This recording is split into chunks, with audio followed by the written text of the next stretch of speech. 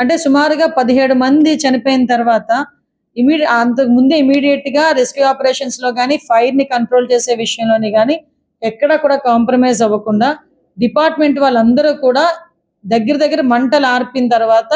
ఆ rescue operations అన్ని జరిగి ఏవైతే డెడ్ బాడీస్ ని బయటకు తీసుకొచ్చారో ఆ డెడ్ బాడీస్ అన్నిటినీ కూడా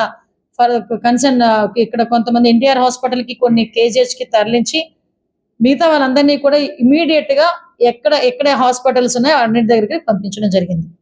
అయితే నన్ను కూడా గౌరవ ముఖ్యమంత్రి గారు అదే రోజు మాకు హోమ్ డిపార్ట్మెంట్ తాలూకా రివ్యూ జరగటం, రివ్యూ అయిన తర్వాత సీఎం గారు నన్ను ఆదేశించడం ఇమీడియట్ గా నువ్వు బయలుదేరి వెళ్ళామంటే బై రోడ్ నేను నైట్ 12:30కి ఇక్కడ చేరుకున్నాను. 12:30 నుంచి మరుసటి రోజు చంద్రబాబు నాయుడు గారు వచ్చి వెళ్ళినంత వరకు కూడా నేను ఆ ఫార్మా కంపెనీ దగ్గర నేను కూడా స్టే చేశాను. అంటే సుమారుగా అక్కడ ఎటువంటి ఇబ్బంది కలగకూడదు, ఫర్దర్ గా ఎటువంటి సంఘటనలు జరగకూడదు. అక్కడ జరిగిన